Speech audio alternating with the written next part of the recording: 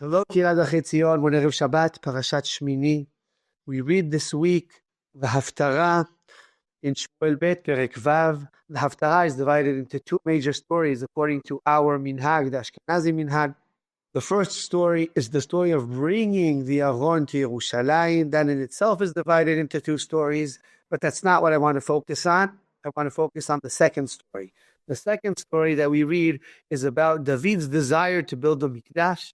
The fact that Natan, the prophet, in the beginning tells him that it's a wonderful idea, but then comes back with a prophecy from Hashem saying David will not build the Mikdash, but only his son will build the Mikdash. Why is this important? What do we learn from this story? And I want to point out two major themes that we can gain from it. One is the idea of keeping the desire pure.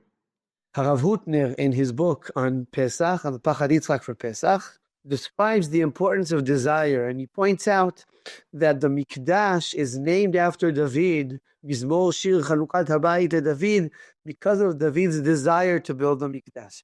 There are certain things in our life where the desire is such an important stage. It's not only there to make sure that we actually build, but the building has to stem from a deep desire, from this deep will. People have to really want something. David really wants the Mikdash. If David would have built the Mikdash, it would have just been, let's build something, and now it's built. And we would have lost the importance of understanding how deeply David wanted this. Instead of only discussing what is being built and how it's being built, David reminds us of the why and the purpose. His great desire for the Mikdash is so important. And we also, I think, have to look within ourselves and our lives. What are the things that we desire deeply? That we have to actually focus on what we want. What are we expecting? What are our dreams spiritually, morally, in our lives? What are the things that we want to grow in and to achieve? And how do we want to actualize these dreams? We have to make sure that we find out, do they exist? Do we have these dreams? Where do we want to get to? That's what we learned. Number one, the importance of concentrating on desire within itself. The second point, what the Haftarah explicitly explains to us, why David doesn't build the Mikdash. Because Hashem tells David, you want to build me a home, I'll first build you a home. Meaning, the Mikdash won't be built until David's dynasty is stable, until there is a dynasty. David in the first stage is a king on his own. Only when Shlomo comes instead of him and sits on his throne, that's when there's a dynasty. What does this teach us? Why is this important? It comes to tell us that no Mikdash is there because of one individual. David's desire is strong. That's amazing. But the Mikdash is not going to be the Mikdash of David. The Mikdash is one of Am Yisrael. And how does that come across? By saying that it's not David who builds it, but it's David's dynasty that builds it. It's not Shlomo as an individual, but Shlomo because he's sitting on the throne of his father.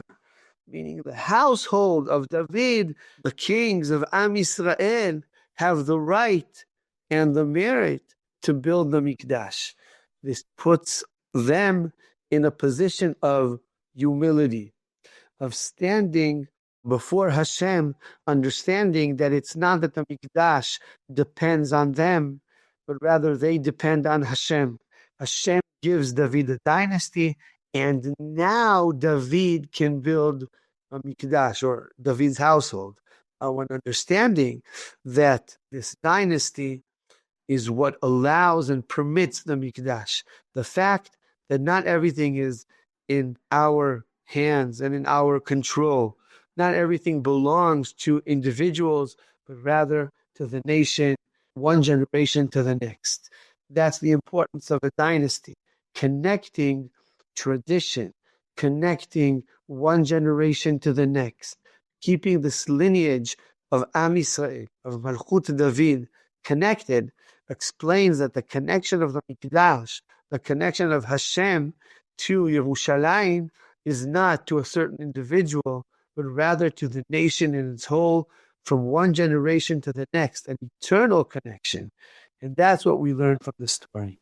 Remembering that as individuals, we have our limits, but as a nation, as an eternal nation, that's when we come in contact with Ribono Shel Olam, and through that, we're part of a much bigger story, an historical story that connects us from the Mishkan in the desert to Biat Goel Tzedek, Bezrat Hashem, B'mehera v'Yameinu. Shabbat Shalom.